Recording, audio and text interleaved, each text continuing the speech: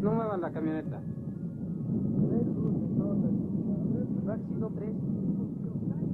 Se viene hacia acá, güey. ¡Ay, güey! Se viene para acá. Cállense, no muevan.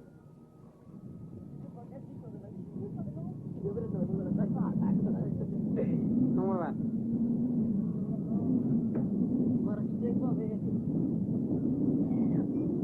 Ya no se va a ganar. No lo veo bien así. De forma de triángulo. Allá la expresión está detenido. Está detenido la luz. Podemos ver.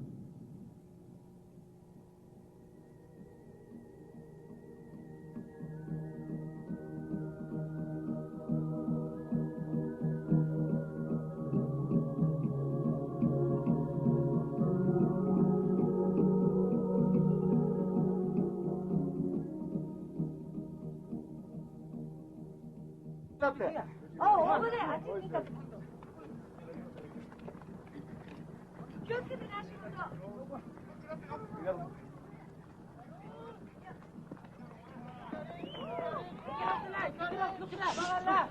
Mira, mira, mira, mira, mira. Aquí, ya. Así. Ah. Look it. Mira. Look it off the left. Look it off the left. Rápido, creo. You see?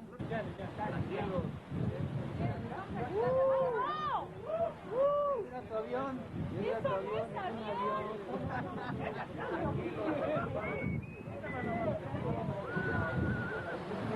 Ese no es un avión, señores. Un avión no da la vuelta. Un avión no da la vuelta. Bueno, pues ya. Bueno, pero mira, se está regresando. Ahí se va a apagar. ¡No! ¡Ay, qué maravilla! ¡Se apagó! Lo tengo todavía. Todavía lo tengo. Ahí está. Se está regresando. Grábalo bien, súmete todo. Ciérrate todo a él. Ya lo perdí.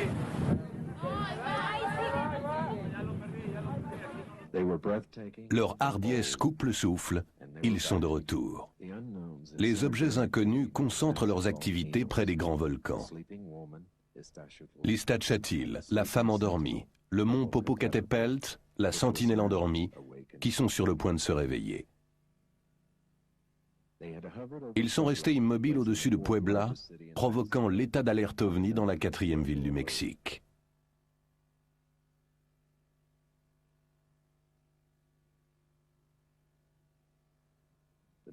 Le spectacle aérien qui a lieu chaque nuit se déplace vers le nord-ouest, au-dessus de la plus grande agglomération urbaine du monde, la ville de Mexico. Dans un petit village endormi au nord de la ville de Mexico, les aboiements des chiens attirent l'attention d'un homme et de son fils, qui pénètrent dans la nuit pour voir de quoi il s'agit. Ils voient un engin stationnaire silencieux au-dessus des lumières de la rue. Ils braquent leur caméscope et font un zoom.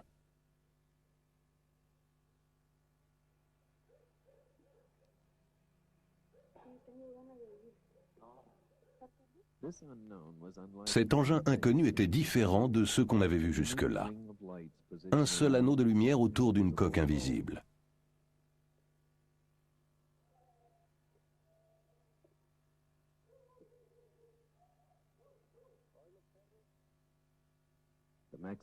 Les Mexicains commencent à prendre l'habitude de voir d'étranges objets au-dessus de leur ville. Comme cet engin bizarre pris en vidéo par Arturo Diez Solano à 10 heures, un jour du mois de mai 1992. Les deux images ont été projetées côte à côte sur un écran double pour pouvoir les comparer. S'agit-il d'images vidéo du même engin? Ou s'agit-il de deux objets similaires opérant dans la même zone?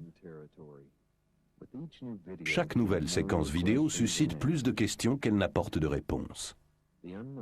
Une fois encore, les objets inconnus attirent l'attention de la population de Mexico et des médias en intensifiant leur présence au-dessus de la ville de Mexico en juin 1992.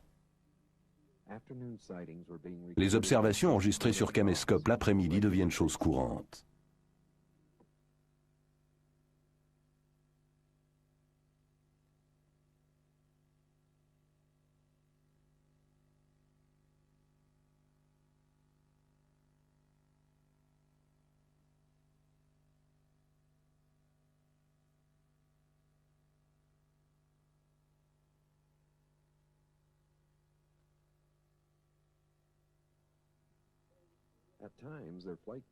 À certains moments, leurs caractéristiques de vol défient toute logique ainsi que les lois de la physique moderne.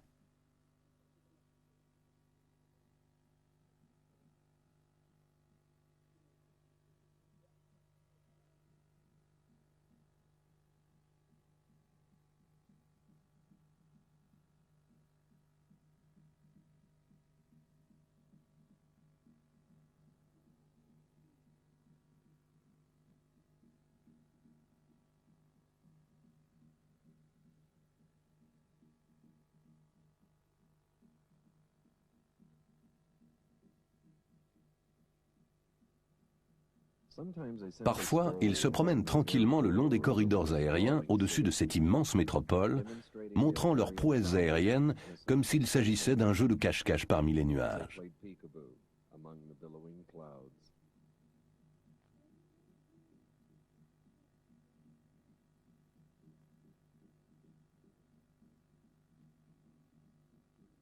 Une fois de plus, en temps réel.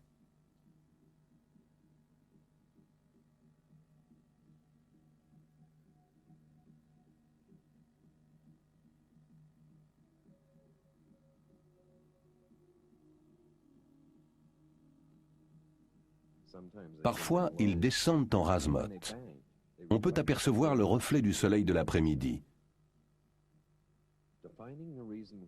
C'est pourquoi les anciens Romains les appelaient les boucliers volants.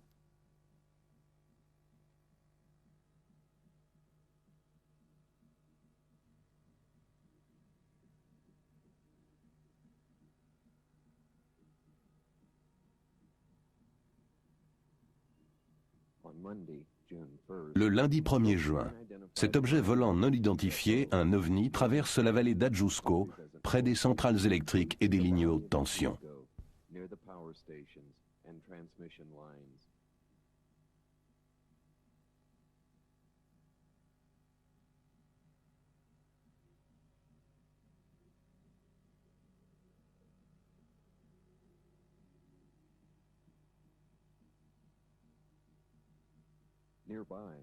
Non loin de là, un autre ovni passe en rase-motte au-dessus des toits du barrio, faisant de ce jour une date historique en matière d'ovnis, avec 2 bandes vidéo et 5 photographies 35 mm prises par 4 personnes dans 4 endroits différents de ce vaste pays.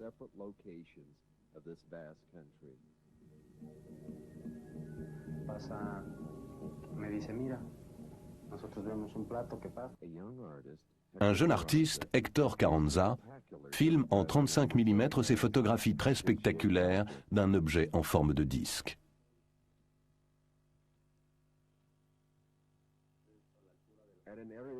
Dans une région connue sous le nom de Las Layas, près de la ville de Santiago, Tehuantepec, on est venu assister à une course automobile sur le circuit local.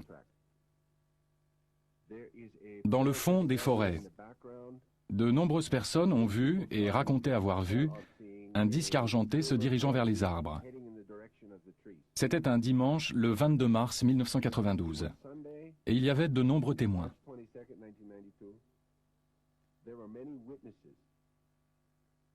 Il faisait chaud, pas un nuage dans le ciel. Entre 20h30 et 21h, les témoins racontent avoir vu 3 lumières de couleur qui allaient et venaient dans un mouvement horizontal et qui en outre montaient verticalement dans le ciel d'une manière qui aurait été impossible pour un avion ou un hélicoptère. Après 20 ou 30 minutes, les lumières ont disparu en direction de la forêt.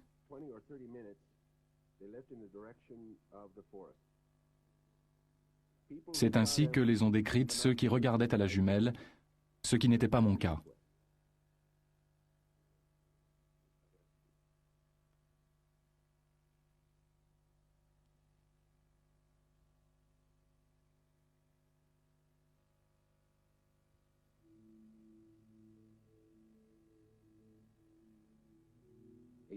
Huit mois auparavant, au cours de la 2e vague d'activité OVNI, centrée sur le cœur de la zone volcanique, un professeur d'université prend cette incroyable photographie d'un objet non identifié qui semble être doté de lumière, avec des hublots tout autour de la structure. Le dessin du jeune artiste prend une nouvelle signification Les similitudes sont extraordinaires.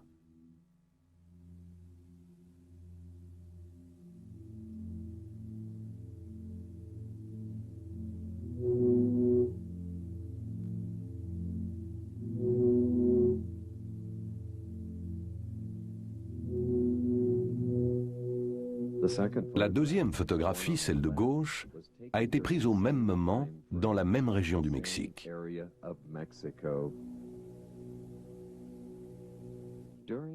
Au cours d'une opération anti-drogue, le commandant de police Larios Cruz photographie ce qu'il croit être un DC-3 volant à basse altitude.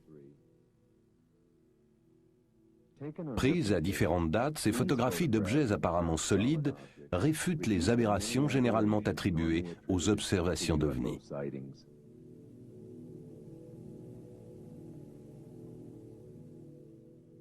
Quelque chose qui dépasse la compréhension de l'homme opère de façon ouverte dans l'espace aérien mexicain.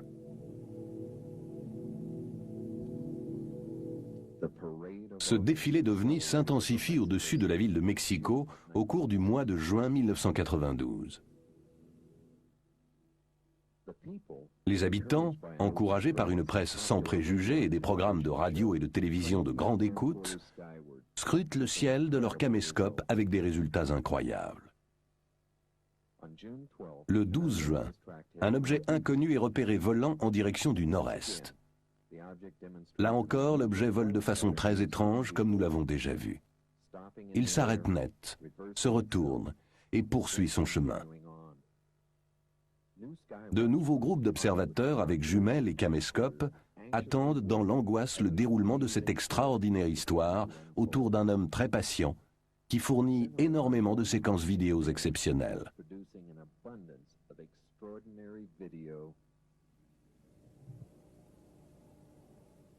Il passe ses pauses de l'après-midi sur le toit d'un immeuble de bureau, d'où il scrute le ciel pollué de la ville à la recherche souvent couronnée de succès des caractéristiques de vol très particulières des objets non identifiés.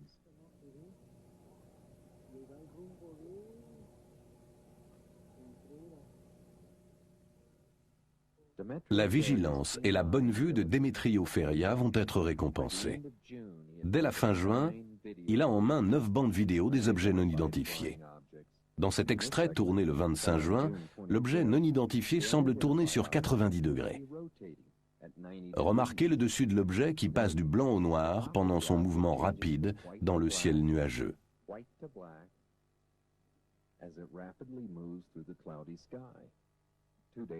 2 jours plus tard, le 27 juin, l'OVNI se montre de nouveau au-dessus de la ville de Mexico. Puis le lendemain, et encore le surlendemain. Juin 1992 fut un mois spectaculaire à la fois pour les observations et les enregistrements vidéo. Avec 14 bandes vidéo et 4 photographies 35 mm, le mois de juin 1992 est le deuxième mois le plus prolifique des manifestations aériennes au-dessus de la capitale du Mexique. Les ovnis au-dessus de Mexico sont en train de prendre une place à part dans l'histoire de l'ufologie. Mais pourquoi le Mexique? Pourquoi maintenant? Pour trouver la réponse à ces questions, il nous faut remonter en arrière au 11 juillet 1991 et réexaminer une prophétie formulée il y a 1200 ans.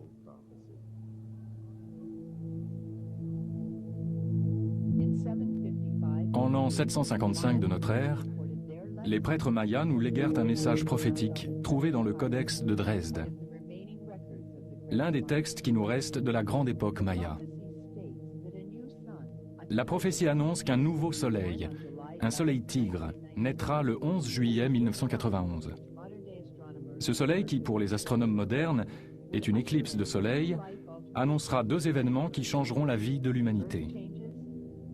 Des modifications de la Terre et une conscience cosmique résultant de rencontres avec les maîtres des étoiles.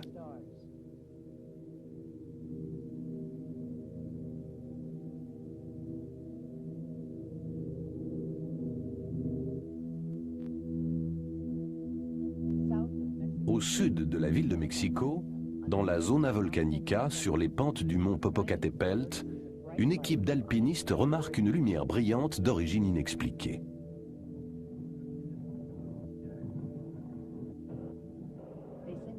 Ils envoient un message radio à leur camp de base. C'est la première observation de cette journée historique.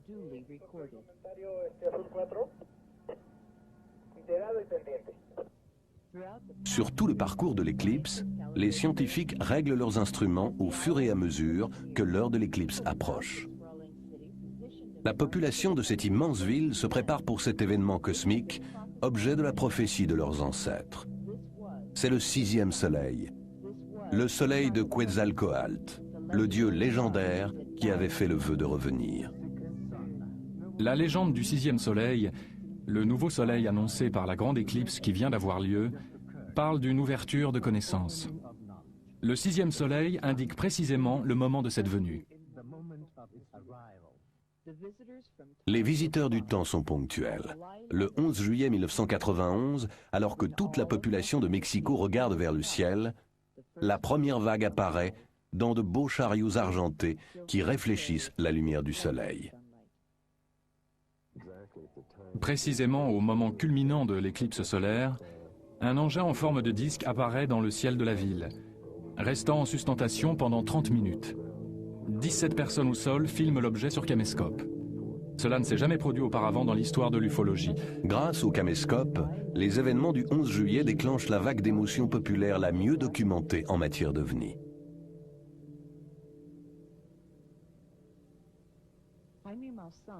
Jaime Maussan, l'un des journalistes les plus respectés de la télévision mexicaine, anime la version mexicaine de l'émission 60 minutes. Jaime fut si intrigué par les événements et par les images vidéo qu'il fit appel pour étudier ces engins mystérieux aux moyens électroniques de pointe de la station de télévision pour procéder à un agrandissement numérique. Il s'agit d'un objet solide, apparemment métallique, qui semble suspendu en l'air, et il n'y a rien d'autre. On a vérifié la présence de ballons dans la région. Il n'y avait ni ballon ni hélicoptère au-dessus de la ville, ou quoi que ce soit d'autre. Nous pensons qu'il s'agit d'un phénomène majeur, puisqu'il est intervenu au cours d'une éclipse totale du Soleil, la plus importante du siècle.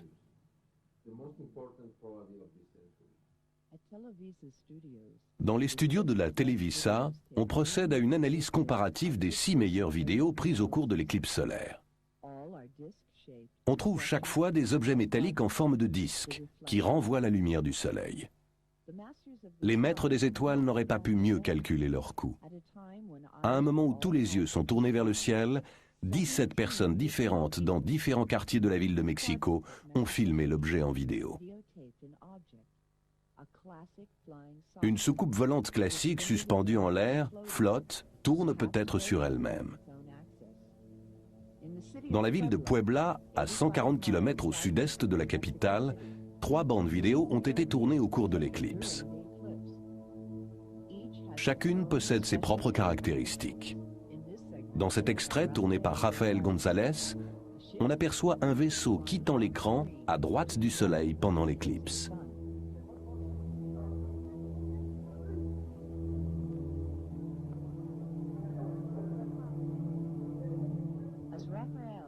Tandis que Raphaël tourne sa caméra vers la gauche, son attention est attirée par un objet brillant et 2 autres objets dans le fond.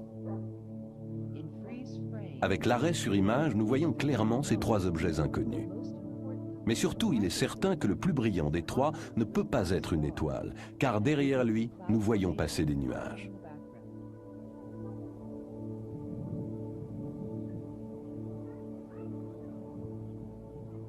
Pendant les applaudissements de la foule, le docteur Quatley tourne le 2e extrait de sa bande vidéo dans le ciel de Puebla.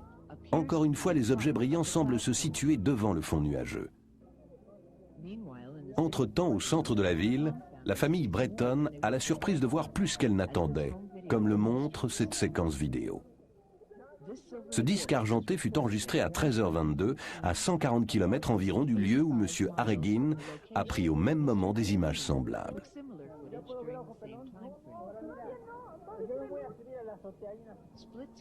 L'écran double permet la comparaison des images tournées par M. Harreguin dans la ville de Mexico et par M. Breton à Puebla. Les 2 engins sont de même dimension et de même forme.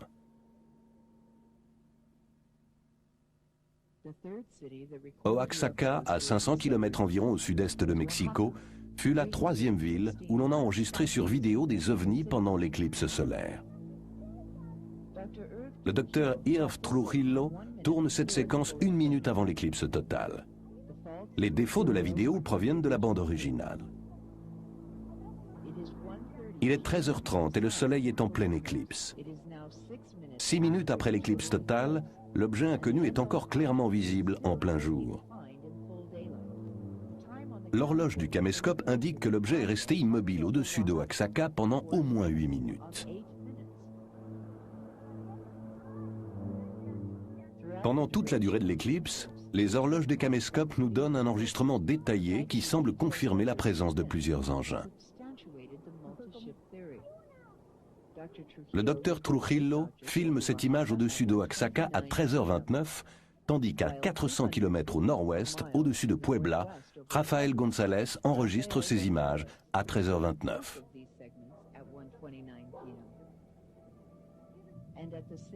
Au même moment, David Amillia prend ces images au-dessus de la ville de Mexico. Les horloges des caméscopes enregistrent également l'observation la plus longue.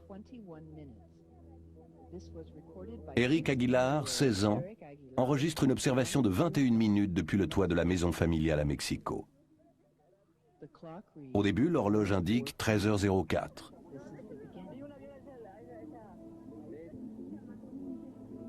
13h14. 13h17. 13h20. Et 13h25 à la fin. Cela fait en tout 21 minutes pendant lesquelles l'OVNI reste visible. L'éclipse solaire ne dure que 6 minutes 54 secondes, ce qui signifie que l'objet est visible en plein soleil pendant 14 minutes, ce qui élimine la planète Vénus, explication avancée par certains.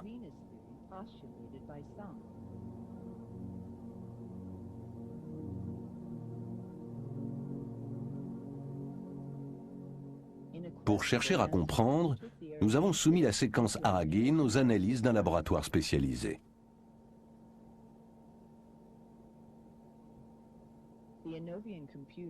L'ordinateur Inovian est un appareil très puissant conçu pour examiner les bandes vidéo à l'état brut.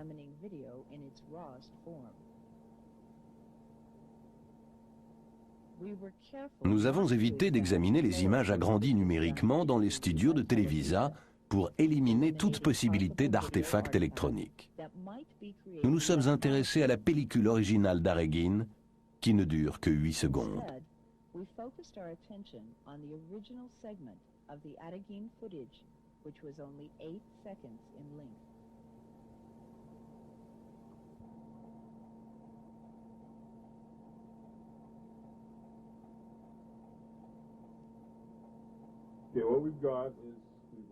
Bon alors, qu'est-ce que nous avons ici? Nous avons chargé la séquence Aragin dans l'Inovian PTS-3. Là-haut se trouvent 6 images prises sur la bande. Elles apparaissent ici en bas, agrandies 5 fois. Des images de 1 à 6 se trouvent ici en bas. Et comme nous sommes très loin de la caméra, prenons un de ceux-ci et faisons un zoom. Nous pouvons agrandir jusqu'à 8 fois. Nous faisons un zoom sur ce qui nous intéresse, et avec un clic, nous voyons l'agrandissement 8 fois.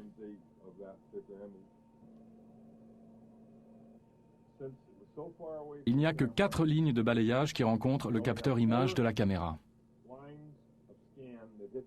Ces 4 lignes ici. C'est tout ce qu'il a pris. Ici, ceci semble être très noir, ce qui n'est pas normal.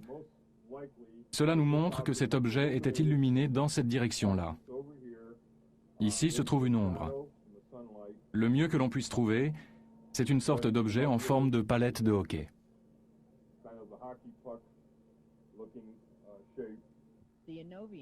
Ainsi, l'examen de ces images sur Inovian élimine la thèse de Vénus. L'objet enregistré sur la bande est allongé, ressemblant un peu à une palette de hockey. Il n'est pas sphérique. Vénus ne donnerait pas une image pixel analogue étant de forme sphérique. Et les nuages ne seraient pas passés derrière la planète. Ici, il est clair que les nuages passent derrière cet ovni. Et celui-ci, et celui-là, le tout filmé pendant la grande éclipse du Soleil. Pendant des mois, sur les ondes mexicaines, on ne parle plus que des ovnis. Le débat est animé. Des joutes intellectuelles se déroulent au cours des programmes de télévision et de radio de grande écoute. Pour certains, l'ère de la conscience et des lumières est arrivée, alors que les détracteurs professionnels prétendent que ces apparitions mystérieuses ne sont que de simples objets de forme un peu anormale. Tandis que se déroule le débat sur l'existence des extraterrestres, un nouveau témoin se présente. Un prêtre catholique, le père Manuel Ferrer, qui prend ces images vidéo au cours de l'éclipse du Soleil. Je pense qu'il y a de nombreuses possibilités. Je suis sorti pour photographier cet arbre contre la lumière. Et puis je vois cette lumière apparaître au-dessus de la montagne, là-bas. Ce n'est pas une lumière ordinaire. Elle est très bleue et très intense.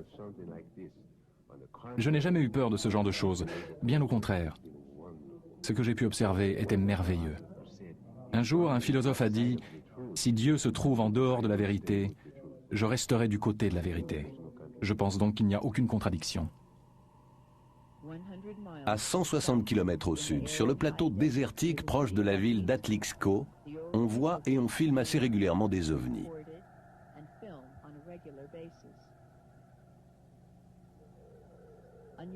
Des images étranges ont été prises dans la région du mont Popocatépetl, ce volcan majestueux que l'on appelle la sentinelle endormie.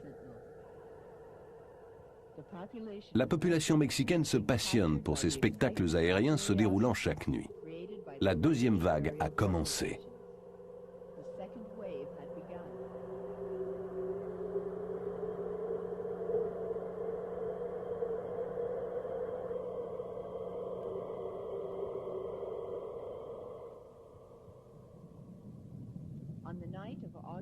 La nuit du 1er août 1991, un dentiste d'Atlixco peut suivre un objet illuminé se déplacer silencieusement au-dessus de la ville. Après agrandissement, la séquence montre ce qui semble être une formation d'ovnis.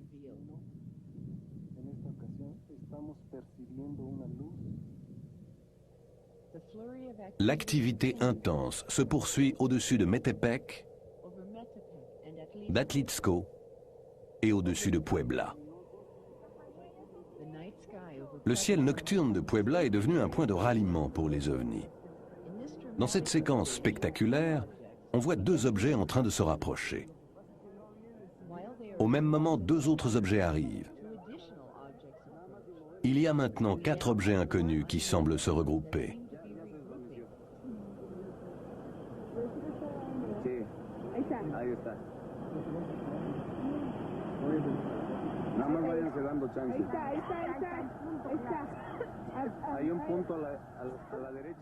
Puis, tous disparaissent.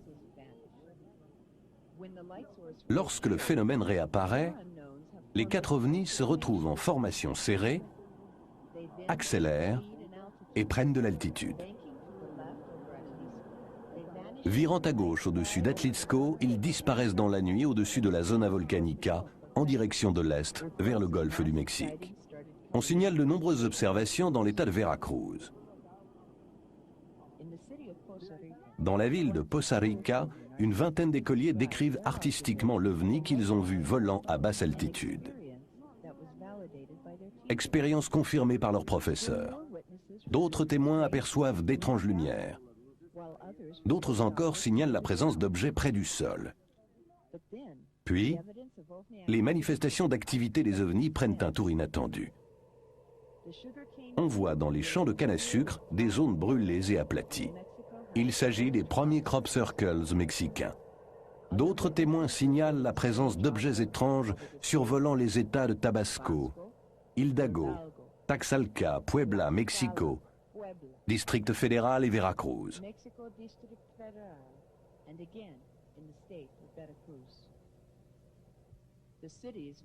Les villes les plus concernées par cette activité sont Atlixco, Metepec, Puebla, Mexico, Pachuca, Poza Rica, Veracruz, Acayucan, Cardenas, Tepoztlán.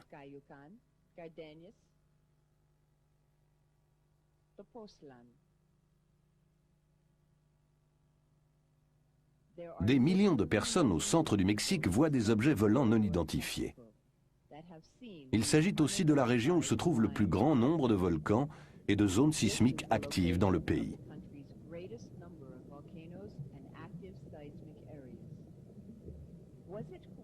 S'agit-il d'une coïncidence que cette bande de territoire se trouve aussi sur le parcours de l'éclipse totale du Soleil du 11 juillet 1991 ?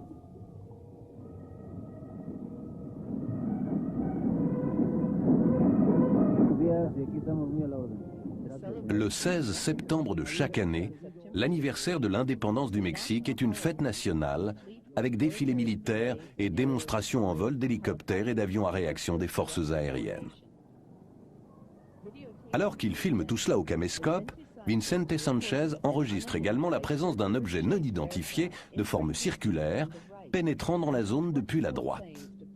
Tandis que les 24 avions quittent la scène, l'OVNI commence à monter lentement dans les airs.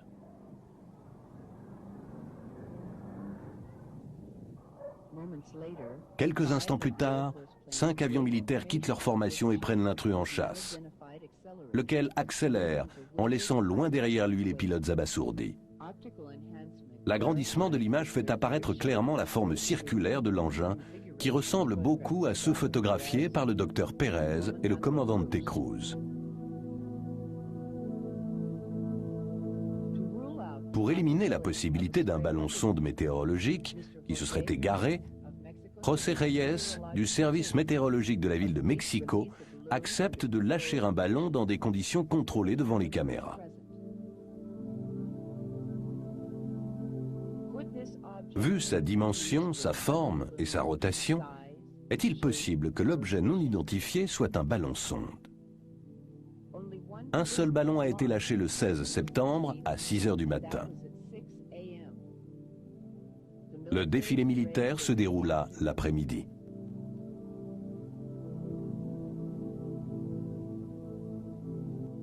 En septembre et en octobre, l'espace aérien du Mexique est de plus en plus encombré d'objets volants non identifiés, qui semblent étrangement attirés les uns vers les autres. En l'espace d'une semaine, montrant ce qu'ils savent faire, ils font des passages en rase-motte entre les tours de la plus grande ville du monde. De jour comme de nuit. Le 19 septembre, la station de télévision de Puebla, Super Channel 3, est submergée d'appels téléphoniques signalant la présence d'un objet au-dessus de la ville. La lumière clignotante très vive attire l'attention de milliers d'habitants de la ville, créant des embouteillages énormes autour de la station de télévision, qui décide d'interrompre toutes les émissions pour commenter l'événement en direct. Yo lo vi bajar aquí en la escalera, no venía decepcionado con las cámaras porque no había logrado tener un ovni, un objeto, repetimos, no sé qué cosa sea, pero es un objeto volador no identificado y ese es el tema de nuestro programa. Es un objeto luminoso no identificado.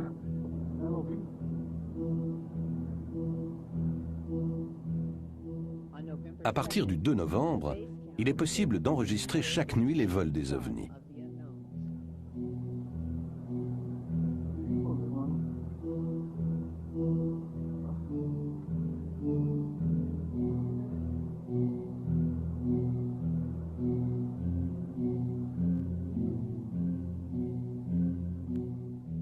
Il n'y a aucune rémission.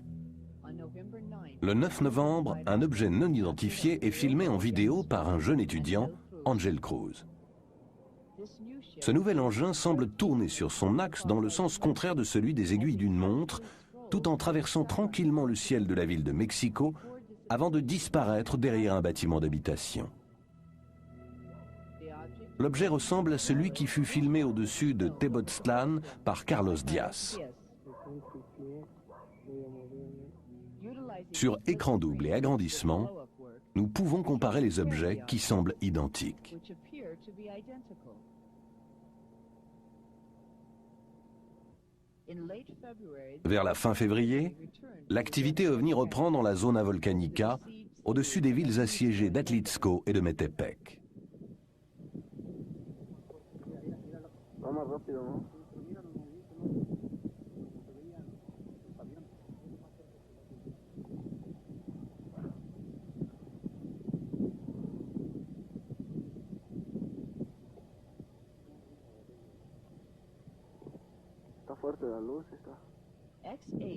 La station de radio XHVP assure la centralisation des observations d'OVNI qui deviennent de plus en plus nombreuses. Souvent, les observations proviennent des alentours d'une montagne en forme de pyramide, appelée Teteolotitla, le lieu cher au cœur des dieux. Le directeur de la station signale qu'on constate que 90% de la population a vu un OVNI et que les 10% restants en connaissent l'existence. Il est fréquent que les observations d'OVNIs et les photographies fassent la une des journaux. Dans cette ville peuplée de plus de 100 000 habitants, l'intensité de l'activité OVNI est telle dans le ciel d'Atlixco qu'elle déclenche la première conférence de presse portant sur les OVNIs donnée officiellement par un élu mexicain.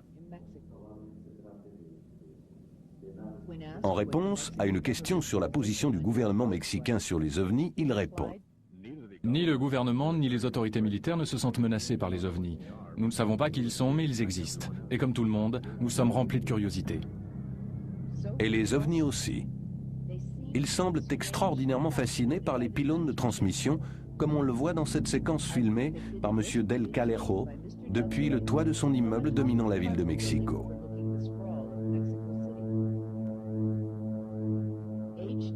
David Froning, expert en matière aérospatiale, commente l'attirance que semblent éprouver les visiteurs pour les pylônes de transmission.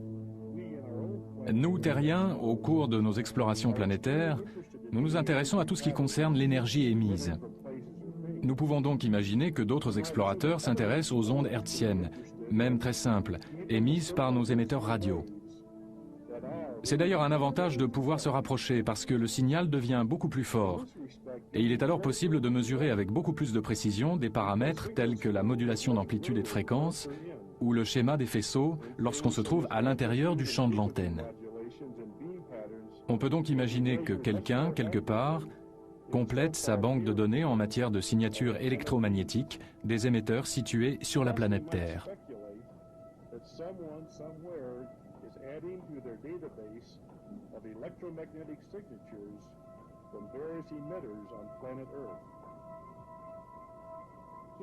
Tandis qu'il suit les mouvements de l'objet autour du pylône de la station de radio, M. Del Calejo est encore en train d'enregistrer quand un avion de ligne apparaît. Soudain, comme prévenu par la présence de l'avion, l'OVNI s'écarte.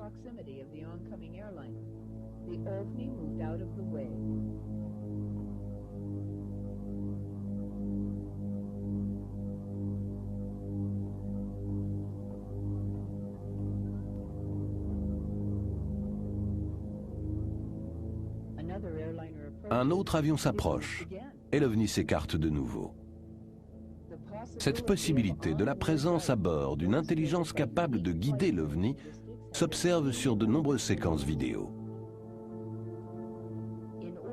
Pour examiner de près les prouesses aériennes des OVNIs, une des séquences les plus spectaculaires a été chargée dans l'ordinateur Innovian. Il traverse l'écran, s'arrête subitement, recule, passe rapidement à travers les nuages, recule de nouveau. Ce genre de mouvement ne correspond absolument pas à celui d'un avion ni d'un hélicoptère.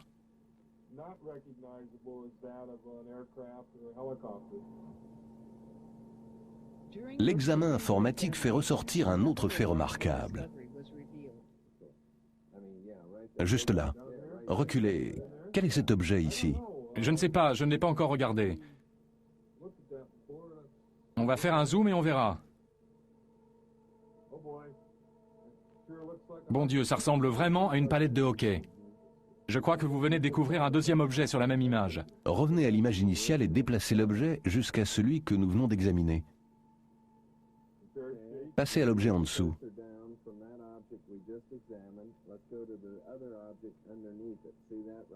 Vous voyez cet objet-là? Essayez d'agrandir l'image. Il y a quelque chose là. Il y a donc un troisième objet. Ouais, c'est ça. C'est exactement ça. Non seulement cet engin possède des moyens de se déplacer inconnus de la science moderne, mais sur cette séquence, il y a plusieurs objets. Et l'objet s'est dématérialisé en une fraction de seconde. Tout le monde l'a suivi en train de jouer à cache-cache dans les nuages. Et personne n'a remarqué ce qu'il y a ici en bas, alors qu'il s'agit certainement d'un autre objet. Là où se trouve le curseur. Vous voyez comme il brille? Dans ce plan-là. Passons encore un plan, encore un, encore un. La luminosité change et l'objet disparaît au cours d'un seul plan. En 1/60e de seconde, il change d'intensité. Regardez, maintenant il s'éteint.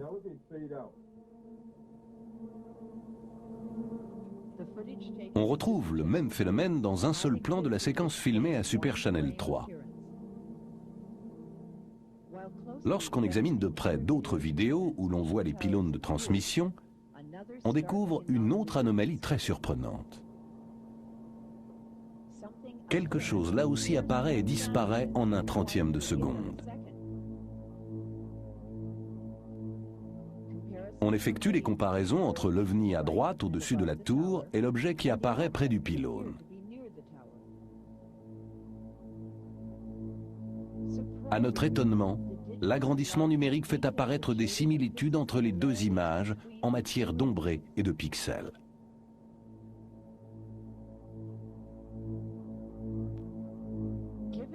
Au vu de cette incroyable faculté de pouvoir se matérialiser et disparaître en un instant, et au vu de leurs mouvements aériens extraordinaires, on peut se demander si les ovnis s'aperçoivent de l'attention dont ils sont l'objet et s'ils y réagissent.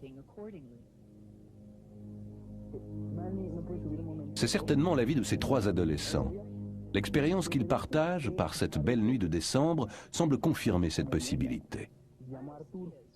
Carlos Diaz est le premier à remarquer un point lumineux qui semble non seulement les suivre, mais qui éclaire leur voiture d'un intense faisceau lumineux. Arrivés au domicile d'un parent, les trois adolescents se précipitent sur le toit pour installer une caméra sur trépied, tout en racontant l'incident à leur famille et aux amis. À la stupéfaction de tous ceux qui se trouvent sur le toit, l'objet semble réagir à des ordres, verbalisés et parfois uniquement pensés, comme on le voit sur ce film vidéo. Ainsi, lorsqu'Arturo demande à l'objet de tourner autour de 2 étoiles signalées ici par les flèches rouges, l'objet s'exécute, et pas seulement une seule fois, mais à de nombreuses reprises. La réaction du public face à toute cette activité est résumée par quelqu'un qui a vu et filmé les ovnis, le docteur Rosas. Il est certain que les gens n'ont pas peur. L'aspect des ovnis ne les inquiète pas. Au fond, l'idée d'une vie extraterrestre et de la réalité des ovnis, c'est quelque chose qui leur donne de l'espoir. Quelqu'un d'autre estime que les ovnis ne nous veulent pas de mal. Le père Ferrer qui a pris ces images depuis le toit de sa petite église. Ces images sont remarquables du fait qu'elles constituent la 3e séquence vidéo enregistrée par le père Ferrer en 18 mois.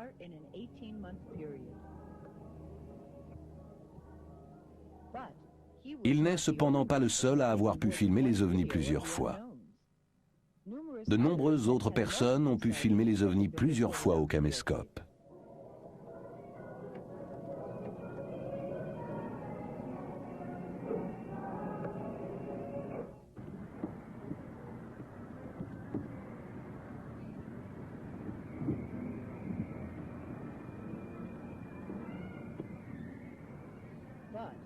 Cependant, la palme revient à M. Feria, qui a filmé des dizaines d'apparitions d'ovnis. Notamment cette séquence fascinante, enregistrée peu de temps après le défilé aérien des Fêtes de l'Indépendance en 1992. Contrairement au défilé de 1991, lorsque les ovnis sont apparus sous les avions, cet ovni a attendu 10 minutes après leur passage avant de manifester sa présence.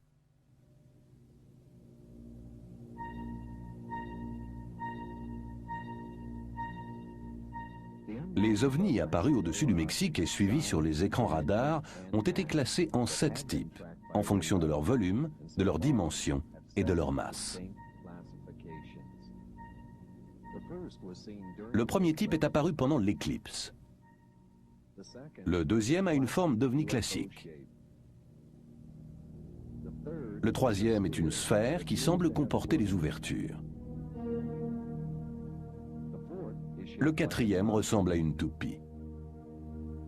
Le cinquième est surnommé El Sombrero. Le sixième est triangulaire. Le septième semble être un objet lumineux se déplaçant rapidement. Et il y en a peut-être beaucoup d'autres. Mais ces classifications n'ont rien de particulier car de nombreux objets correspondant à cette classification ont été vus dans d'autres endroits de par le monde.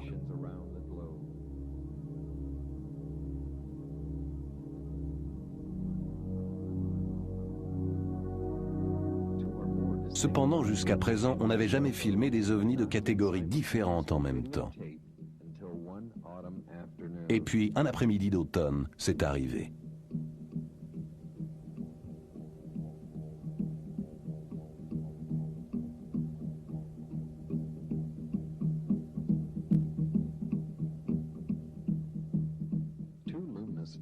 On voit d'abord 2 sphères lumineuses. Ensuite, tandis qu'un objet sombre approche depuis la droite, la sphère lumineuse de gauche se met à descendre rapidement, permettant à l'objet sombre de passer entre les deux.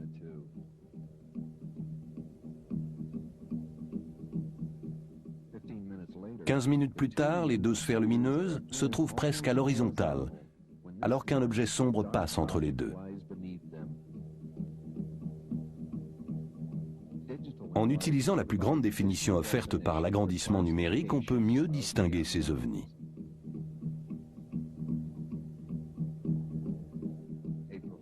Un caméraman professionnel, Cuauhtémoc Alvarez, est en train de filmer une sphère lumineuse lorsqu'il enregistre un phénomène qu'on n'avait encore jamais vu, la séparation d'un objet en 2 parties.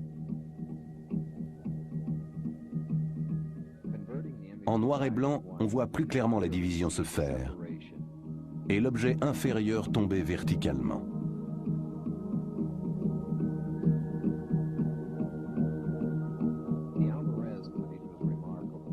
Les images d'Alvarez sont remarquables.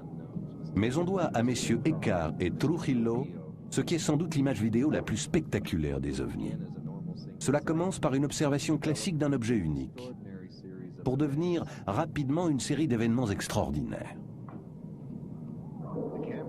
Le caméraman et son ami sont stupéfaits par ce qu'ils voient au point que les mots sont incapables de décrire leur observation. Ils n'ont jamais rien vu de pareil. Une sorte de conteneur transparent avec des objets circulaires massés à l'intérieur. Un objet clignotant apparaît sous le conteneur et attire l'attention du caméraman qui remarque le caractère très brillant de cette lumière clignotante.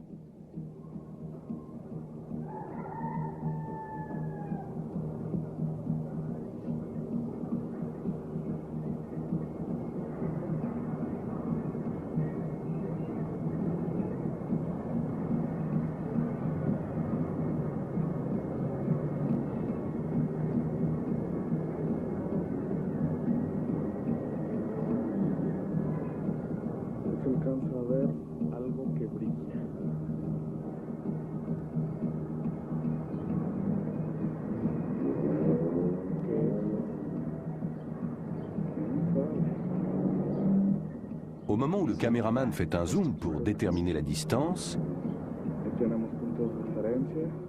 il aperçoit 2 nouveaux engins.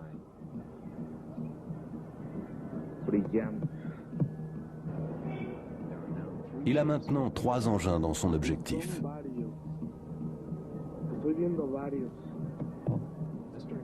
Monsieur Écart repère des mouvements en haut à droite et dirige sa caméra dans cette direction. Le bruit que l'on entend est celui du trépied. Il y a une grappe d'ovnis en haut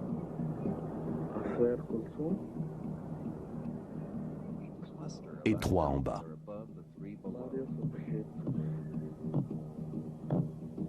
son brillantes.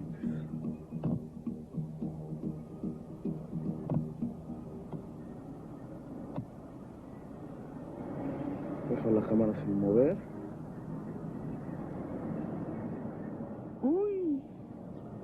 Le caméraman tremble d'émotion devant cet incroyable spectacle aérien.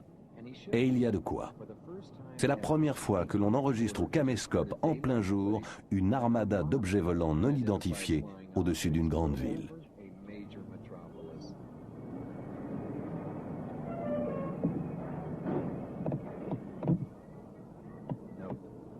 Observez bien comment les deux objets au-dessus de l'heure indiquée sur l'écran vont fusionner et réapparaître au nombre de 3. Notez également qu'ils s'attirent les uns les autres.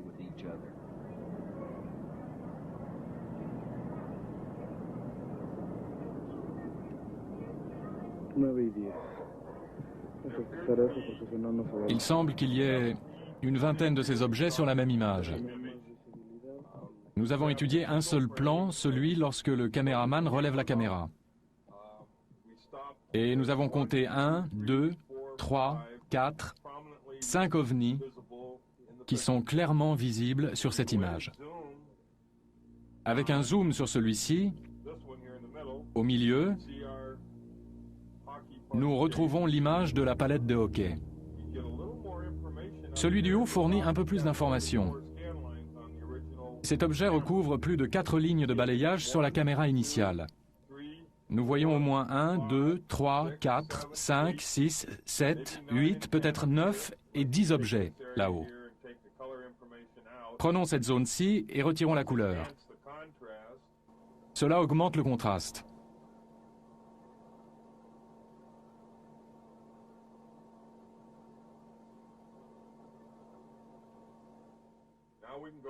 Maintenant, nous pouvons voir si nous trouvons autre chose.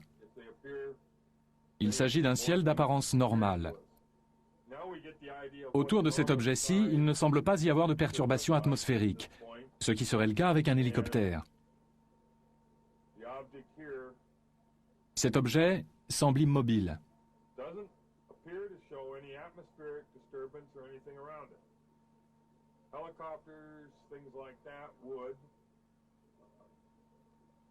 This object doesn't appear to be moving very fast at all.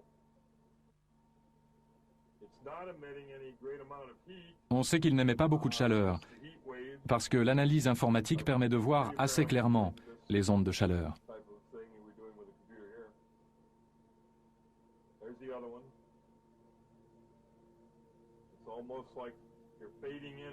Ces objets semblent faire des allers-retours.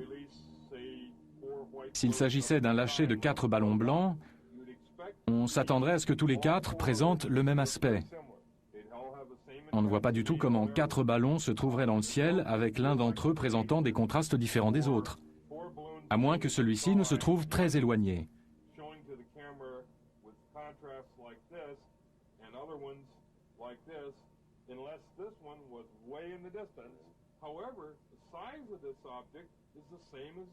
Mais la dimension de cet objet est identique aux autres. Si c'était des ballons, il y aurait un autre problème. Leur remontée dans l'air serait verticale et il n'y aurait pas de changement de position relative au cours de leur ascension.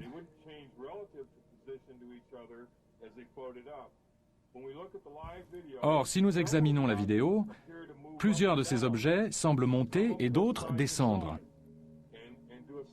Certains ne bougent pas du tout. Alors si celui-ci monte et celui-là se met à bouger horizontalement puis s'arrête, il est exclu qu'il s'agisse de ballons.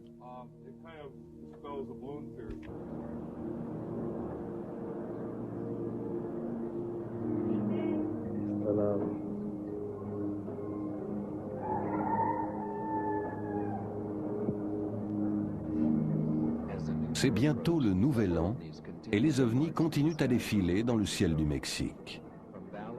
Au sol ou sur les toits brandissant leurs caméscopes, tous les habitants du Mexique continuent à observer les ovnis les plus extraordinaires de l'histoire.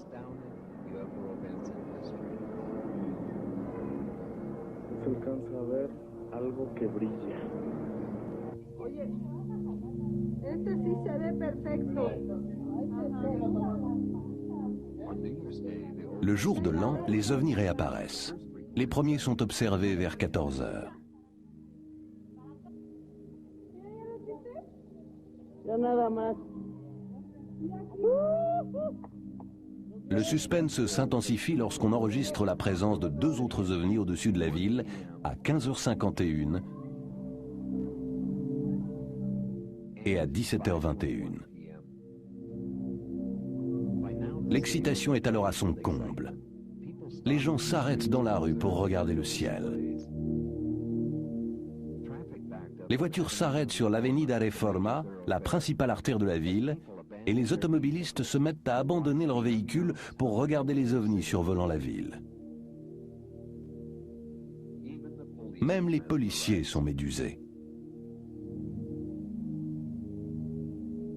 Dans la foule, certains témoins ne veulent pas y croire. D'autres manifestent une sorte de terreur religieuse. À 18 heures, les ovnis sont encore visibles. Ils vont rester dans le ciel de Mexico pendant encore 4 heures. Le lendemain, les principaux journaux publient des articles détaillés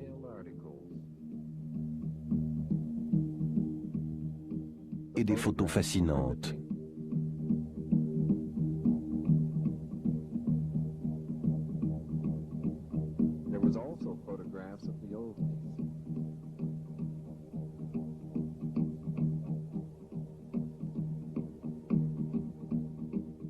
Insistant sur la manière dont les ovnis ont salué le nouvel an dans le ciel de la capitale du Mexique.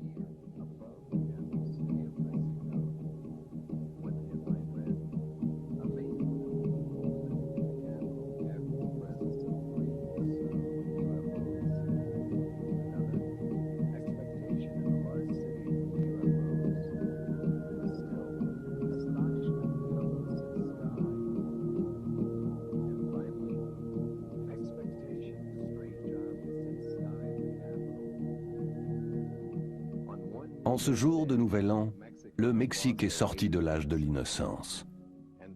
Aujourd'hui, les habitants du Mexique sont confrontés aux mêmes problèmes que les États-Unis au cours de l'été 1952.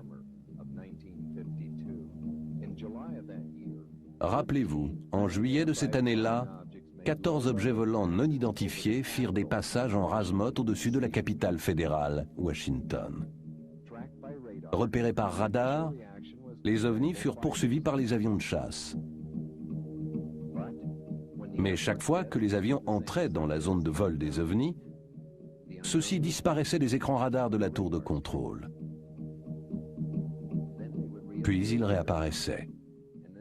C'était un étrange jeu de cache-cache.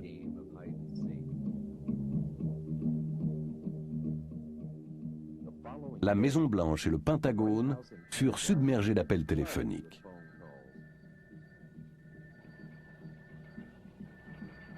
L'incident fit la une des grands journaux. Devant les demandes répétées des médias et la pression croissante de l'opinion, le chef d'état-major de l'armée donna une conférence de presse au Pentagone.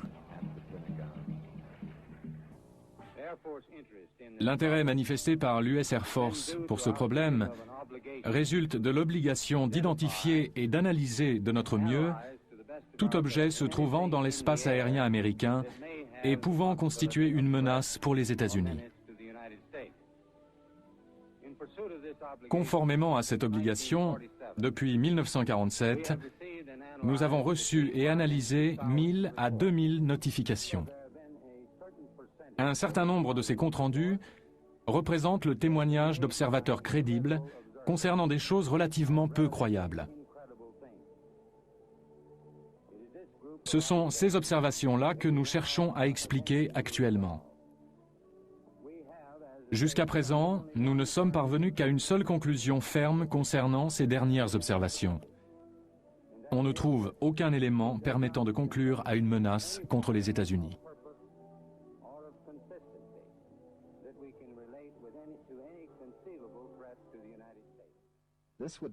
C'était la première et la dernière conférence de presse officielle donnée par un représentant du gouvernement des États-Unis sur la question des objets volants non identifiés. Comme à Washington en 1952, Le ciel de la capitale du Mexique et des régions avoisinantes a été abondamment survolé par des engins non identifiés. Jusqu'à ce jour, le gouvernement et les citoyens du Mexique n'ont pas jugé nécessaire d'attaquer ceux qu'ils ne comprennent pas.